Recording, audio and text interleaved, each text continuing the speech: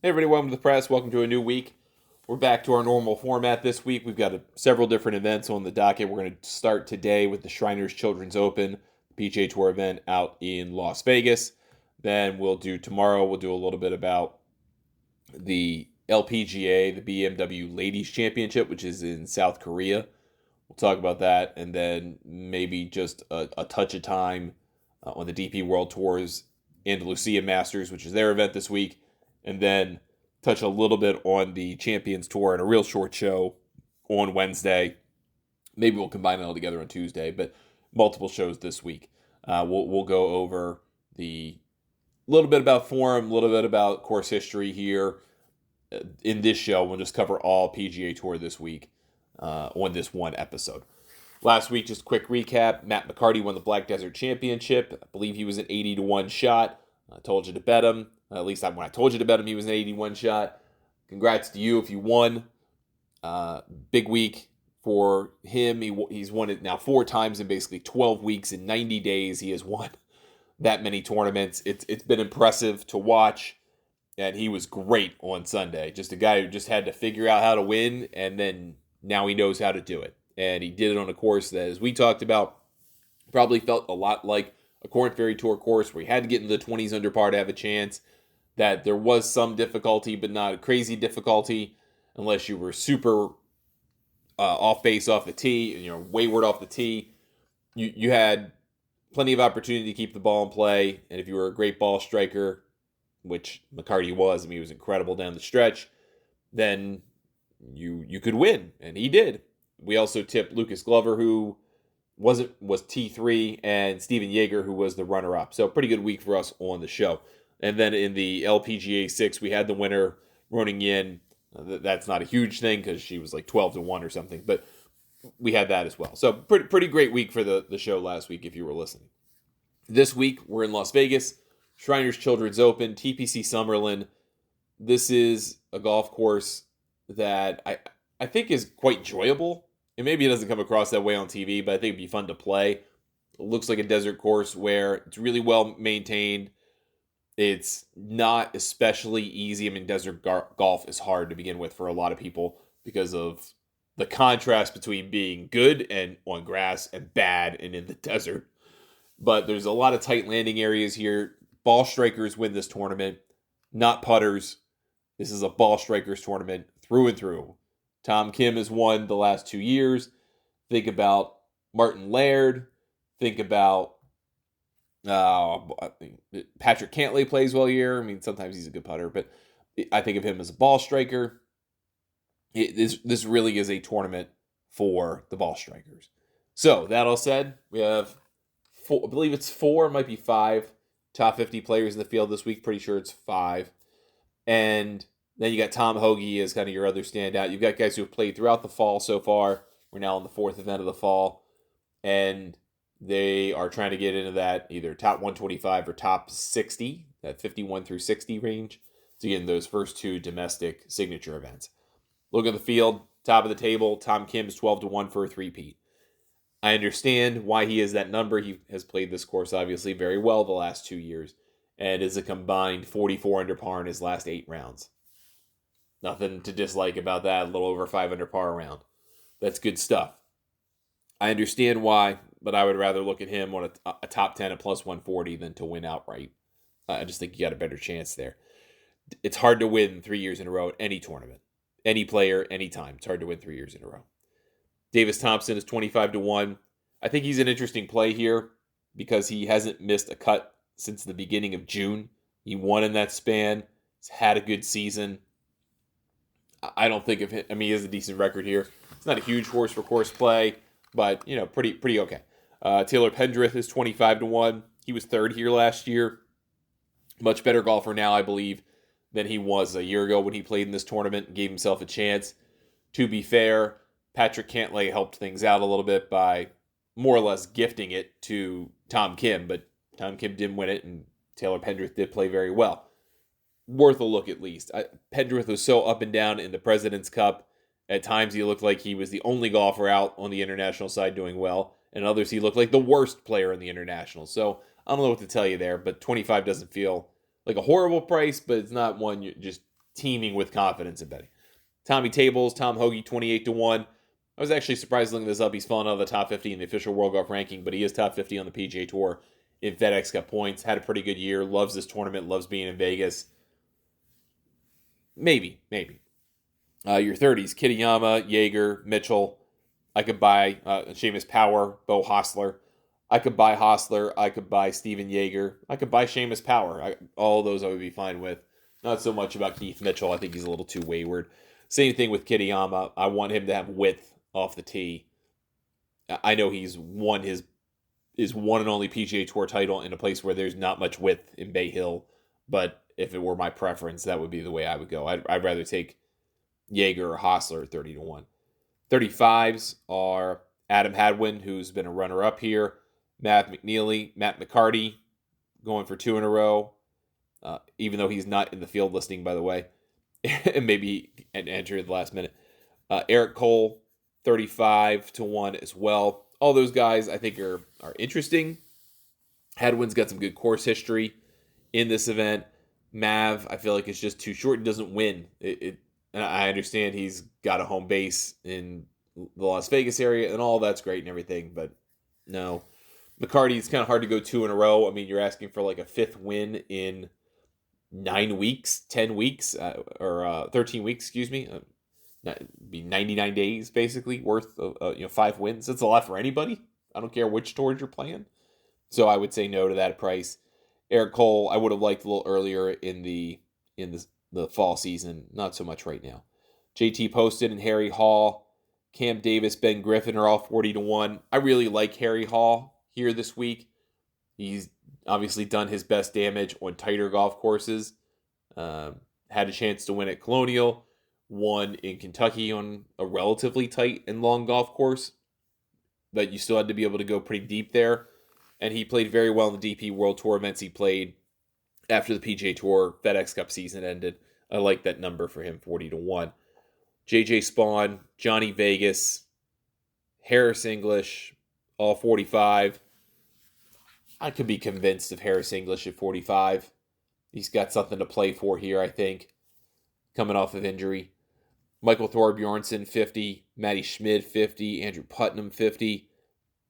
I don't really like any of those guys in this spot. Matty Schmid played very well in the Andalusia Masters a year ago, about this time of year, and that kind of helped him out a little bit. I think obviously last week was very good for him, helped him out. Again, I want width with Matty Schmid. Andrew Putnam maybe, though. Ryan Fox, 55-1, along with Kevin Yu, Eric Van Rooyen, and Chan Kim. I just think that's too tight for all of them. Though I do kind of like Eric Van Rooyen. Adam Svensson, Patrick Fishburne, Pat Kazire, Matt Kuchar, Doug Gim, Brendan Todd, Austin Eckroat, Ben Silverman, Sam Stevens, Andrew Novak. Wide body of guys at 60. Of those, maybe a Fishburne. I kind of feel like a Matt Kuchar maybe. This isn't that long of a golf course. He hits the ball a little bit lower. If it's windy, that's to his benefit. I could be convinced there. Same thing on Brendan Todd. Austin Eckroat is just so variable. It's really hard to bet him at this number given the weakness of the field and the weakness of his game in terms of reliability. Just not a number I like. Ricky Fowler is 65, which is saying something. Emiliano Grillo, Justin Lauer, Webb Simpson are all at 65. Take a pass on all of them. Nick Taylor at 80 is vaguely interesting to me, along with Daniel Berger. Berger said he's finally feeling healthy, just couldn't really get it going on the weekend. It's a tough tournament to do that, where you got to go low.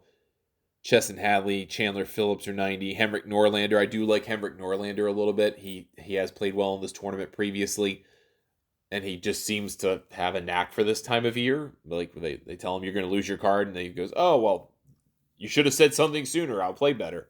Kind of interesting in that number. One guy I will throw, 2 guys I'll throw out here that are triple digits that I think you probably should get on. Matt Neesmith, who has played this tournament very well in the last 5 years, bunch of top 10s. Also, K.H. Lee. He tends to like desert golf for whatever reason, and he tends to like TPC designs, even though these aren't the same. Craig Ranch and Summerlin are not the same guy, but he does seem to like them. I think they're both interesting, 100 and 110 to 1 individually. Maybe you saw Joe Highsmith play last week, played very, very well at the Black Desert event. He's 110 to 1. I will probably not take him. You could convince me Ben Coles is interesting at 110 to 1. After that, I think you're starting to grasp at straws here. Probably more likely. Well, one guy I will point out that's interesting is Christo Lamprecht at 170 to 1. Ronnie Young guys winning. He could be interesting here at 171. I'll just put it that way. Maybe worth a top 10 bet at the number he's sitting on, which is 12 to 1. That's not bad. That's actually kind of worth it. I will point out Alejandro Tosti if you really want the full, if you want the Jordan Spieth experience multiplied by 4, it's Tosti. Because I think he went out it was 42-31.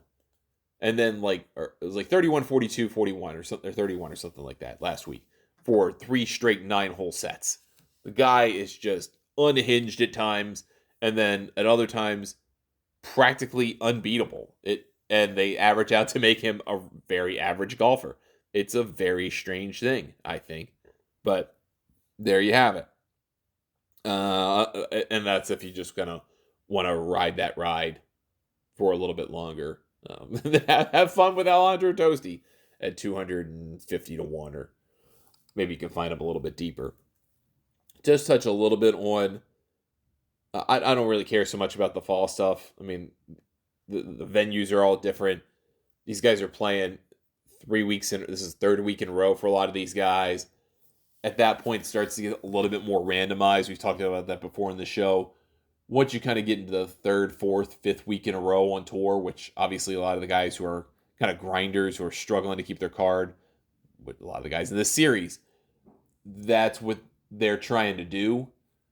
Even they start to tire out eventually. So I don't put as much stock in current form, because if you've been playing, you're probably just tired. It's a lot. It's stressful. It's basically a long Q school for a bunch of players like Joe Highsmith. It's not easy. So let's look at the course history. Last 5 years, some guys who have had multiple top 15 finishes. It's interesting because before Liv came along, this event in the fall was the one that got the good field. Cantlay would come play. He played 4 years in a row, finished second 3 times. Then they had, or 4 out of 5, excuse me. Bryson DeChambeau used to come play this event. You used to get Brian Harman to come play this event. Now that it's effectively meaningless to those guys, not to the people playing, but to those guys, then, why show up? The purse went down $1.4 million from last year to this year, which that does almost never happens on the PGA Tour. That's because the fall has changed. It's effectively worthless. So Shriners probably came in and said, look, we're going to keep doing this. We're not doing it at that price tag because of who we're going to get. And the Tour said, okay. But some guys who are in the field who have multiple top 15s the last 5 years, that's 2020 through 2024. Joel Damon with 2. Lucas Glover's sitting this week out. Lanto Griffin with 2. Chesson Hadley with 2. Both 7th place finishes, but on the bookends of that time frame.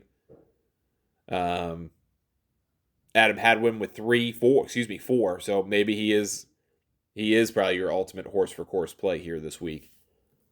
I think I mentioned him earlier, but if I didn't, he is 35 to 1. That's too short for how he's playing, but he is the horse for course play. Tom Hoagie has 2. Harry Hall has 2, both in 22 and 23. Sungjae Im used to play this more regularly. 1 here, and now it's not. Siwoo Kim used to play this more regularly. Tom Kim, 2-time defending champion. Martin Laird, prior winner. KH Lee, the last two of the last 3 years has been very good here. Peter Malnati seems to like it. Ryan Moore's a Vegas native. Matt Neesmith, 3 of the last 4 years has been in there. Joaquin Niemann used to play this thing when he was young. Andrew Putnam top 12 finishes in 2 of the last 3 years. I think we mentioned Andrew Putnam as a potential play in the 40s, 40, 50. It's not a bad look. Adam Schenk has played here 2 of the last 3 years pretty well. Not quite the same golfer. Webb Simpson, 3 of 4. This used to be like the event. This is like the Webb Simpson event. Like, you would go bet him, but those top 15s haven't happened since 2021. J.J. Spawn, 15th place finish in 2019 and 2023. And that's really the cut of it. Nick Taylor, tied for 13th last year. If you want to take a little gamble on Nick Taylor, which I don't think is crazy, he's 80-1. He's not playing his best golf, right? Like, he got left off the President's Cup team, and that was unfortunate.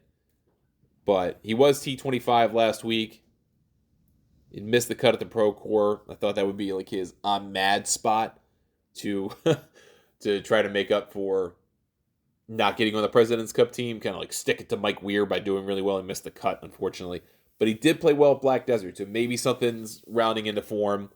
It's hard to kind of take 1 week as your siren signal, but also a bunch of the players here who got into the playoffs and felt like they wanted to give the fall a crack because that maybe gets them into the top 51 through 60 to those first 2 signature events.